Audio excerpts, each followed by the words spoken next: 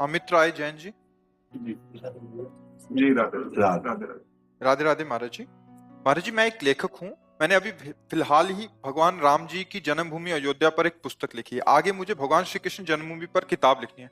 आप श्री राम जी एवं श्री कृष्ण का दार्शनिक अंतर स्पष्ट कर सकते हैं? कोई अंतर नहीं है।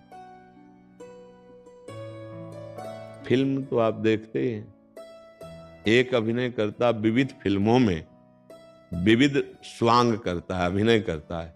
पहचानने वाला कभी संशय नहीं रखता है। रखता है क्या? देखो, वो एक बहुत बड़े वो जो निगेटिव रोल करते हैं उनको क्या कहते हैं? विलन। अब वो हर फिल्म में नकारात्मक रोल करते हैं और कई में सकारात्मक किया, तो वो सकारात्मक करे या नकारात्मक करे, पहचानने वाला क्या कहता है? लेके चला। हाँ, तो प्रभु कभी रुद्र रूप में, कभी सौम्य रूप में, कभी श्रृंगार मूर्ति में, कभी भयानक रूप में। वही वाराह, वही नृसिंह, वही मत्स्य, वही कूर्म, वही राम, वही कृष्ण। अभिनय है ये प्रभु का। अवतार लेकर अपने भक्तों के लिए सुख देने के तत्व वही है। तत्व में किंचन मात्र भी अंतर नहीं। जो अत्यंत गंभीर गुणों के समुद्र मर्यादा पुरुषोत्तम भगवान राम है, वही तरंगायमान प्रेम समुद्र, लीलापरायण, ललित त्रिभंगी, मुरली मनोहर, जिनकी कटाक्ष बड़े बड़े मुनियों को भी मोहित कर ले, वही श्री कृष्ण। किंचन मात्र कोई अंतर नहीं है, अभिनय में है। वो मर्यादा पुरुषोत्तम मर्यादा का वहां अभिनय कर रहे, और यहां प्रेम मर्यादा है जो समस्त मर्यादाओं के बांध को तोड़ करके उच्छलित होती है, उसे प्रेम कहते हैं। समस्त नियमों की जहां पूर्णता होती है, उसे प्रेम कहते हैं। जब भगवान श्री राम दंडकारण्य में विचरण कर रहे थे, तो वहां के ऋषियों ने जे ही अजान बाहु भगवान को देखा तो मुग्ध हो गए। अस्थिमात्र हुए रहे शरीरा ऐसे ऋषि, हृदय में प्रबल लालसा हुई कि कब ऐसा होगा कि इनकी बाहें हमारे गले में होंगी और मैं इनके छाती से होऊंगा। मर्यादा पुरुषोत्तम भगवान राम ने उनकी कामनाएं पूर्ण करी और वो ऋषि बने गोपी, और जब भगवान श्री कृष्ण बने तो रास उन्हीं के साथ की। श्रुति की ऋचाएं, दंडकारण्य के ऋषि, मिथिला की वो प्रेमी सखियां, ये सब गोपी बने आके। भगवान राम मर्यादा पुरुषोत्तम, उनकी लीला में कहीं भी किसी भी तरह से मर्यादा का खंडन नहीं मिलेगा। सब शास्त्रीय मर्यादा के अंतर्गत। और भगवान श्री कृष्ण प्रेम मर्यादा। अगर प्रेम का ज्ञान नहीं तो तुम मर्यादा से नहीं मिला सकते हो।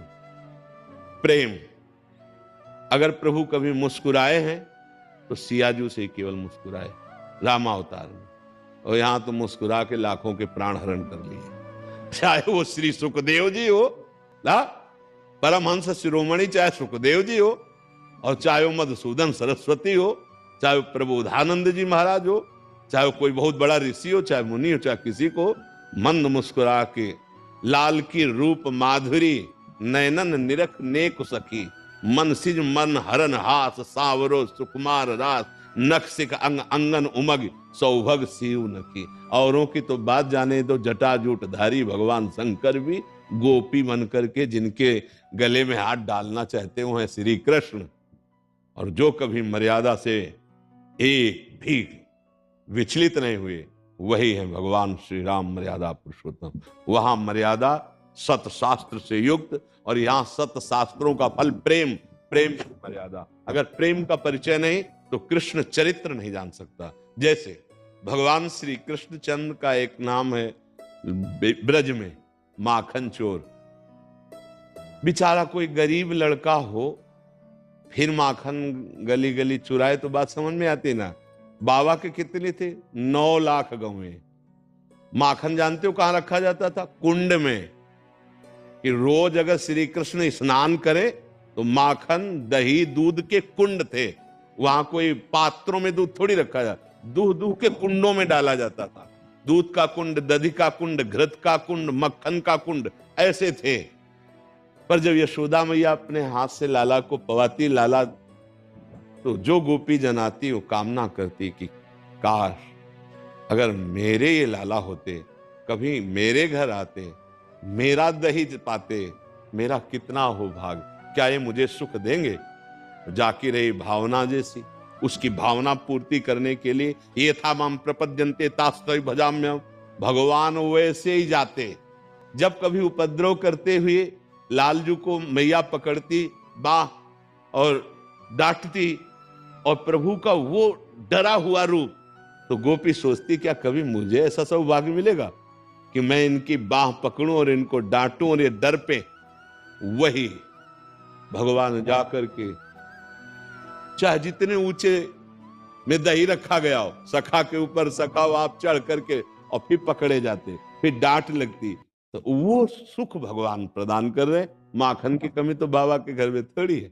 भगवान की लीला को बिना प्रेमी महापुरुष के कोई जान नहीं सकता। हमारे श्री कृष्ण की लीला बड़े टेढ़ी, ये कभी सीधे खड़े नहीं मिलेंगे। ये जब आपको खड़े मिलेंगे तो आप देख लेना, इनकी जो झांकी होगी ना वो टेढ़ी होगी, इनकी लीला टेढ़ी। इनका नाम है बांके बिहारी ना, इनको समझ पाना बहुत कठिन है। पहले राम जी की मर्यादा को समझो और आराधना करो, तब कृष्ण जी की प्रेम मर्यादा में प्रवेश आए। यहां केवल प्रेम की मर्यादा, प्रेम ही प्रेम, प्रेम ही प्रेम।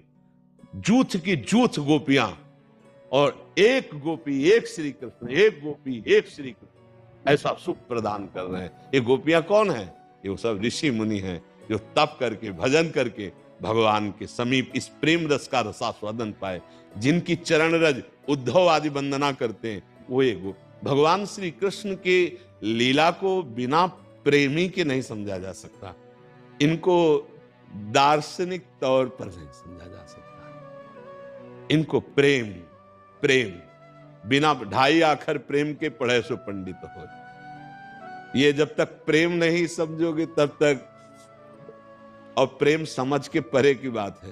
सूक्ष्मतरम प्रतिक्षण वर्धमानम कामना रहितम अनुभव स्वरूपम, ये प्रेम का जो स्वरूप है अनुभव स्वरूपम। तो इसलिए वही हरि राम है, वही हरि कृष्ण है।